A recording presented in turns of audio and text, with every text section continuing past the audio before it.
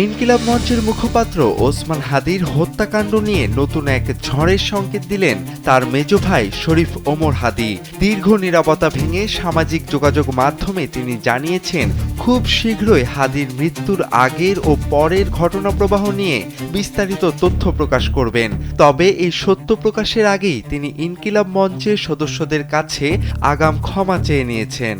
ওমর হাদির দাবি, তার আসন্ন বর্ণনায় এমন কিছু চাঞ্চল্যকর ও অস্বস্তিকর তথ্য উঠে আসবে যা ইনকিলাব মঞ্চের সাথে সংশ্লিষ্ট অনেকের জন্য চরম বিব্রতকর হতে পারে।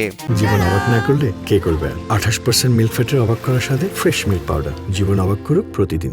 মূলত সত্য প্রকাশের ফলে সৃষ্ট সম্ভাব্য পরিস্থিতির কথা চিন্তা করে তিনি আগেভাগে দুঃখ প্রকাশ করেছেন। তার এই রহস্যময় পোস্টের পর রাজনৈতিক অঙ্গন ও সামাজিক যোগাযোগ মাধ্যমে তোলপাড় শুরু হয়েছে। সেই সাথে প্রশ্ন উঠছে, হাদি হত্যার নেপথ্যে কি তবে আপন বলয়ের কেউ জড়িত? উল্লেখ্য, গত বছরের 12 ডিসেম্বর দুপুরে গুলিবিদ্ধ হওয়ার পর সিঙ্গাপুরে চিকিৎসাধীন অবস্থায় মারা যান ওসমান হাদি। তার মৃত্যুর নেপথ্যের প্রকৃত কারণ এখনো ধোঁয়াশায় ঘেরা।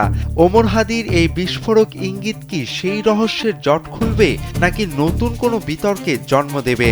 সত্য অনুসন্ধানে ওমর হাদির পরবর্তী পদক্ষেপের দিকেই তাকিয়ে আছে সবাই।